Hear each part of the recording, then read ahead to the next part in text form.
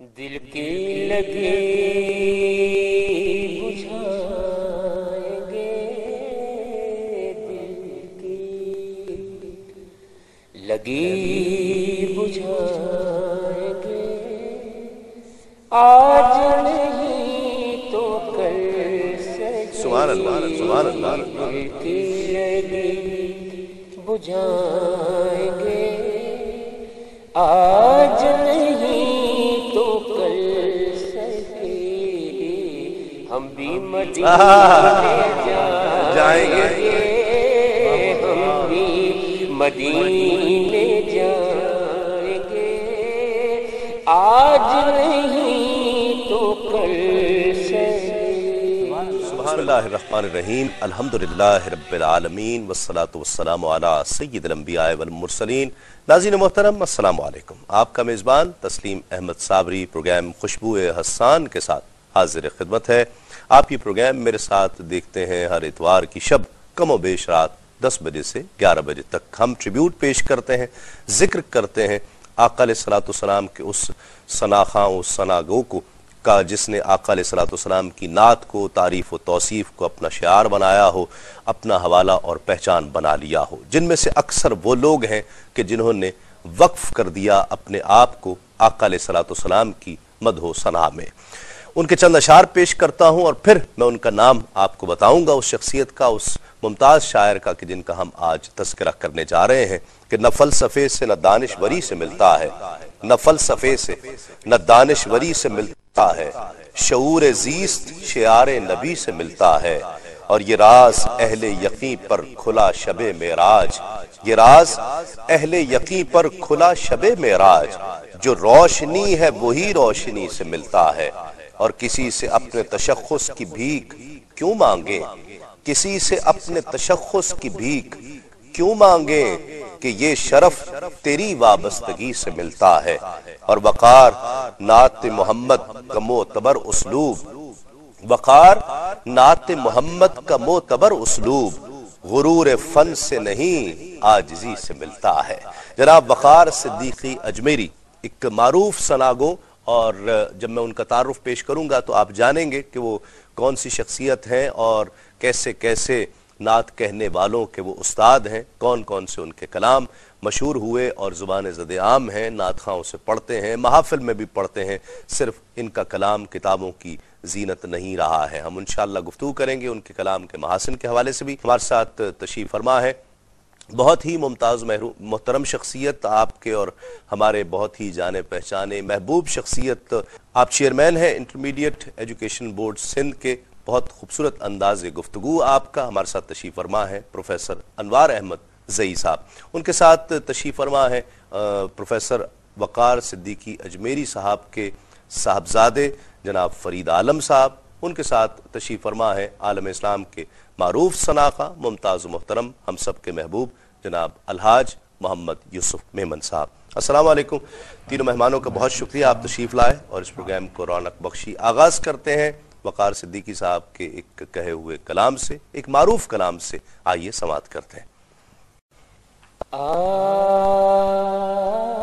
آج جشن چراغ مناؤ، آج جشن چراغ مناؤ، رحمت دو جہاں آ گئے ہیں، آج جشن چراغ مناؤ، رحمت دو جہاں آ گئے ہیں، دل سجائے ہیں گھر بھی سجاؤ، دل سجائے ہیں گھر بھی سجاؤ، وجہ تسکین جاں آ گئے ہیں، آج جشن چراغ مناؤ، رحمت دو جہاں آ گئے ہیں، رب سلم علی کا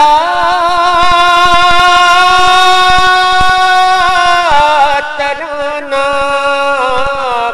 رب سلم علی مصطفیٰ کا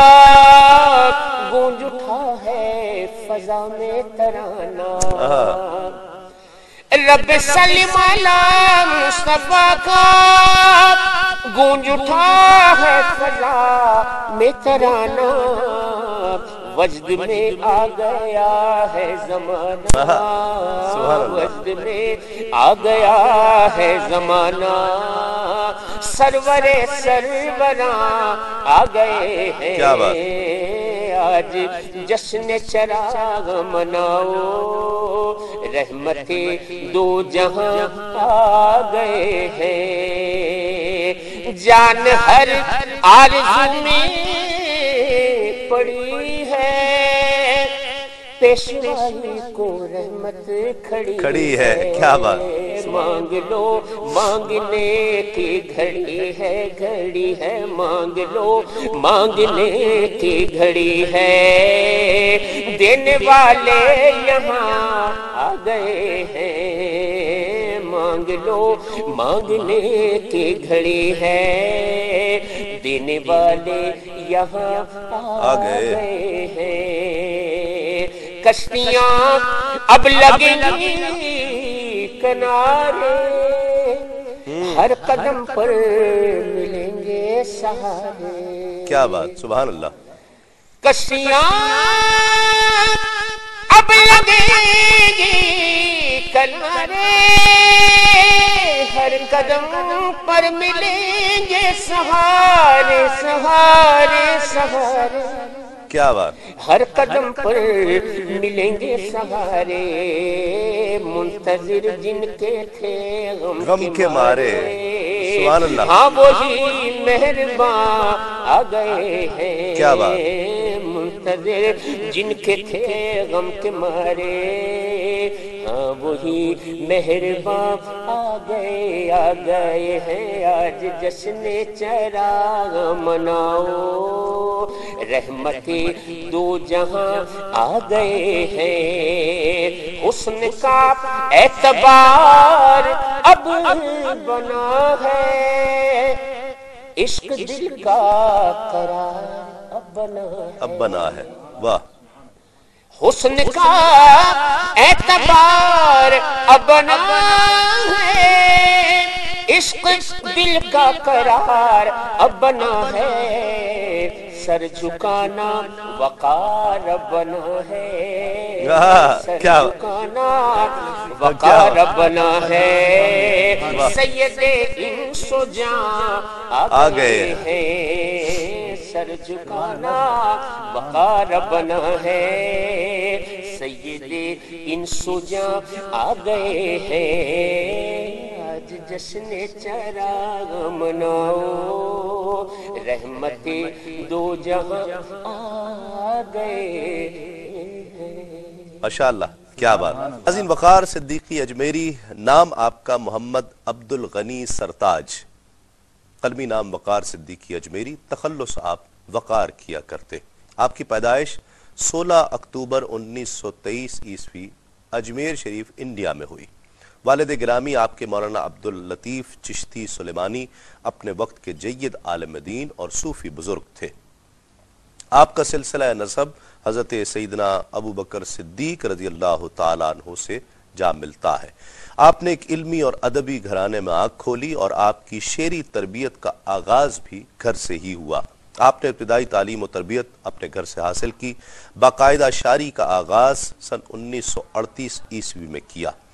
آپ نے شاعری میں بہار صاحب سے شرف تلمذ حاصل کیا، آپ کو مختلف زبانوں پر عبور حاصل تھا، آپ کی تصنیفات میں حرف حرف خوشبو، آپ کا نعتیہ مجموعہ اور کلیات وقار جو ابھی غیر مطبوعہ ہے، ابھی بازار میں دستیاب نہیں ہے، وہ زیر ترتیب ہے،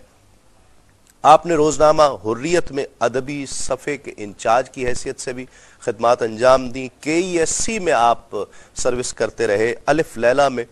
تصوف پہ ایک عرصے تک آپ مضامین لکھتے رہے، استقامت کانپور انڈیا سے جاری ہونے والے اس رسالے کے لیے 5 برس تک تصوف پر مضامین لکھتے رہے، آپ کو قادر الکلام، شاعر معین اور منظور بارگاہ خواجہ خواجگاں کے اعزاز اور القابات سے نوازا گیا، آپ کے شاگردوں میں معروف نعتگوں پاکستان کے بلکہ عالم اسلام کے جناب خالد محمود خالد نقشبندی اور قمر الدین انجم آپ کے شاگردوں میں شامل ہے۔ آپ کا وصال 3 فروری سن 1983 بمطابق 20 ربیع الثانی 1403 ہجری میں ہوتا ہے۔ وقار صدیقی اجمیری حرف خوشبو، ضخامت میں بہت زیادہ نہیں لیکن کمال ہے۔ کیا کہتے ہیں؟ کمالات کا مجموعہ تو ہے، کمالات کا، کمیت اپنی جگہ اور توصیف اور کیفیت اپنی جگہ۔ جی ہاں، میں یس کروں کہ دیکھیے، ایک تو وہ شاعر ہے کہ جو اپنے طور پر حوالہ بنتا ہے شاعری کی نسبت سے، وہ شاعر ہے، لیکن ایک منصب اسے ملتا ہے تو وہ استاد ہو جاتا ہے، تو وہ اساتذہ میں شمار ہوتا ہے۔ لیکن بہت مشکل ہوتا ہے کسی کو یہ منصب اور مقام ملنا کہ وہ دبستان کہلائے۔ جی ہاں، یقیناً۔ اور استاد شاعر اور دبستان کہلائے جانے والے شاعر میں بنیادی فرق یہ ہے کہ استاد شاعر تو متمتع کرتا ہے اپنے شاگردوں کو جو اس کے حلقہ اثر میں اور حلقہ تلمذ میں آ جائیں، ٹھیک، لیکن جب مکتب فکر بن جائے کوئی ایک شخص اور فرد سے انجمن کا روپ دھار لے تو پھر غیر شعوری طور پر اس عہد کے اور اس عصر کے کہنے والے اس سے متمتع ہوتے ہیں، استفادہ کرتے ہیں، تقلید کرتے ہیں، چاہے وہ شعوری طور پر کریں یا غیر شعوری۔ اس کی مثال میں اس طرح دوں، یہ بات میں نے جب عرض کی ہے تو اس کی بنیاد یہ ہے کہ جس عہد میں وقار صدیقی اجمیری مرحوم و مغفور شاعری کر رہے تھے، اس وقت نعت جو مجموع میں آتی تھی وہ تبرکن آتی تھی، ایک یا دو نعت۔ ٹھیک ٹھیک۔ اس کے بعد ایک عجیب انقلاب آیا کہ لوگ مجموع کی صورت میں اور مجموع کے علاوہ محافل میں اس انداز میں سامنے لانے لگے اپنے نعت کہ ایک واضح سا فرق محسوس ہونے لگا پہلے اور بعد میں۔ ٹھیک۔ دوسری بات یہ کہ جو صنف برتی جا رہی تھی نعت کی کے کہنے میں وہ غزل کی صنف تھی، ٹھیک ہے، اور وہ مرغوب اور مروج تھی۔ ٹھیک۔ انہوں نے بہت دن بعد نظم کو بنیاد بنایا، نظم جو ہم نے سنی ابھی، یہ تو غزل ہی کے اسلوب میں تھی۔ اچھا، یہ تو غزل کے اسلوب میں تھی نا، لیکن انہوں نے نظم، اور نظم میں بھی قصیدہ اور سراپا۔ دیکھیے ان کا جو قصیدہ ہے محبت کا حرم، اس نے بڑا انقلاب برپا کیا۔ قصیدہ ختم ہو گیا تھا کہا جانا، محسن کاکوروی، اور لیکن اس کے بعد بہار کوٹی صاحب جو تھے ان کے زمانے ہی میں یہ ان کے شاگرد ہونے کے باوجود ان کے لیے قابل فخر بن گئے تھے۔ ٹھیک، یہ تحریر میں بھی ہے۔ جی ہاں۔ تو دوسری صورت یہ ہے کہ پھر قصیدہ جب انہوں نے لکھا تو پھر لوگوں نے قصیدے لکھنا شروع کیا اور نظم میں نعت کا آہنگ لانا شروع کیا۔ ٹھیک۔ اسی طرح اس میں گرامی جو آپ کا ہے، اور پھر یہ کہ سراپا، دیکھیے سراپا کہنا نعت میں بہت مشکل اس لیے ہے کہ جہاں تھوڑی سی بھی کمی رہ جائے وہ سراپا دنیاوی شخص کا سراپا، یعنی ایسے شخص کا جو محبوب یہاں دنیاوی ہو، یہاں تو دینی اور ذہنی اور روحانی اور مذہبی جو محبوب ہے اور ہمارا مرکز نگاہ ہے کائنات کا، اس کا سراپا کہنا بہت مشکل ہوتا ہے۔ وہ کیفیات کا سراپا بھی ہوتا ہے اور شخصی سراپا بھی ہوتا ہے۔ تو یہ دونوں اعتبار سے جو نبھایا ہے وقار صدیقی صاحب نے، یہ انہی کا کمال ہے اور اسی کی وجہ سے انہیں دبستان کا نام دیا جانے لگا۔ ٹھیک۔ اچھا، ایک تو چیز یہ، اور آپ نے جس کی طرف اشارہ بھی کیا کہ یہ وہ دور تھا کہ جب تبرکن نعت کہی جا رہی تھی، یہ ان شخصیات میں شمار ہوئے کہ جنہوں نے نعت ہی کہی، اس کے علاوہ اور کچھ نہیں کہا، نعت، حمد، مناقب، اس طرح، یعنی یہ ایک اس تحریک کا حصہ ہوئے کہ جو اسے ایک باقاعدہ صنف ثابت کرنا چاہتے تھے جو لوگ، اور اس طرف لائے۔ بہت اچھی بات، میں انہی کے الفاظ کو آپ کے سامنے لا رہا ہوں۔ ذکر بھی ہے وقتے میں، آپ وہ ان کا مسلک دیکھیے، جی، یعنی آپ نے حمد اور نعت کو یکجا کر کے جو فرمایا ہے وہ ان کا مسلک کیا ہے، ان کا انداز کیا ہے، مسلک شاعری، جی ہاں، اور مسلک شعر گوئی۔ جی ہاں، وہ ایک جگہ لکھتے ہیں کہ لا الہ الا اللہ محمد رسول اللہ کا سرنامہ بنا کر یہ کلمہ طیبہ کلمہ واحدہ ہے۔ کیا بات! اور آگے لکھتے ہیں کہ اس میں اللہ تعالیٰ کی الوہیت، محمد مصطفیٰ صلی اللہ تعالیٰ علیہ وآلہ وسلم کی رسالت کا اعتراف غیر منفصل ہے، حد نہیں ہے، حد فاصل نہیں ہے۔ میں نے نعت کے اسلوب کو